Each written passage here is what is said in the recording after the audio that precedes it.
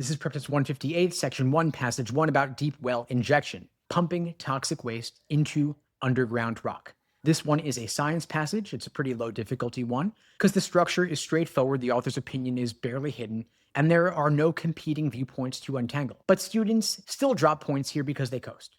When a passage feels easy, you stop reading closely, and that's when the LSAT catches you. This passage is building a case. The author lays out 3 problems with deep well injection, then ends with a gut punch. We're stuck with it anyway. The main point is that not that there are some risks, but that the method is dangerous, and we're going to keep using it because it's cheap.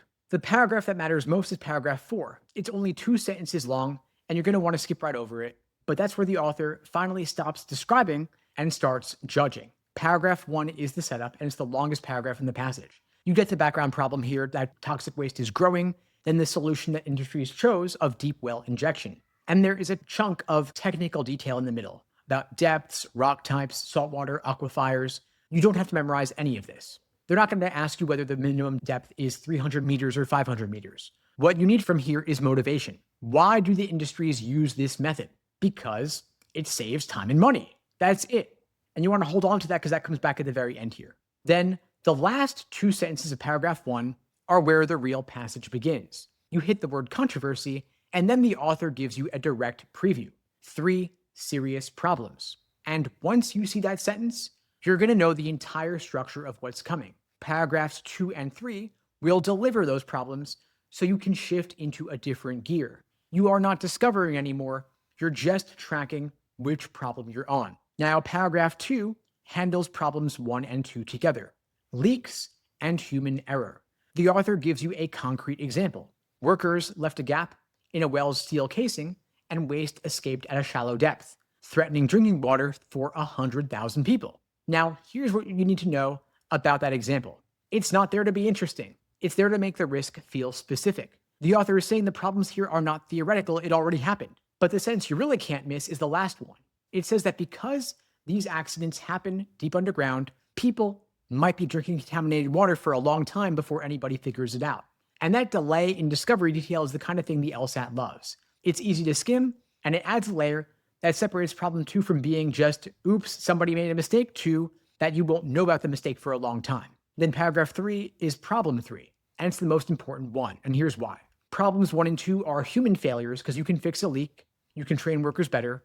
Problem 3 is nature. The author is telling you that underground water doesn't follow gravity the way that surface water does. It moves along pressure gradients, meaning it can go in any direction. You cannot predict where injected waste will end up. That is a fundamentally different kind of risk. It's not about somebody messing up. It's about the method itself being unreliable even when everything goes right.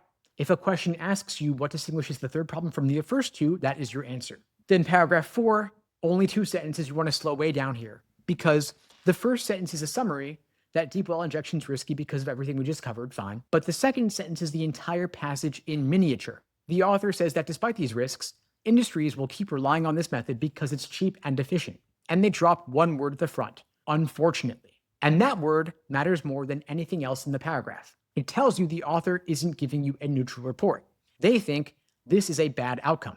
And they've been building toward a verdict the entire time, and unfortunately is where they deliver their opinion. Now, the key move is that ending. The author does not propose a fix, they don't call for regulation, they just say, this is dangerous, and it's going to keep happening. And that tension between knowing something is risky and knowing we're going to do it anyway, that is what the hardest questions on the LSAT will test. Now, the author's stance here is negative. They're not angry or extreme, but they are clearly critical here. And the trap is reading this passage as being balanced or neutral because it's not balanced. Every paragraph after the first one is devoted entirely to problems. There is no on the other hand anywhere.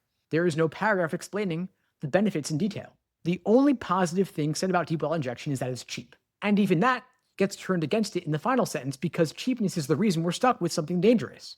So if you pick an answer saying the author is objectively presenting the advantages and disadvantages, you are wrong. The author picked a side, but they did so quietly. Now, before you go on to the questions, make sure you are solid on 3 things. First, what is the author's actual attitude, and where in the passage does it show up most clearly? Secondly, why is the third problem worse than the first 2? And third, why does the author mention that deep well injection is cheap? Is it to praise it or to explain why we cannot get rid of it?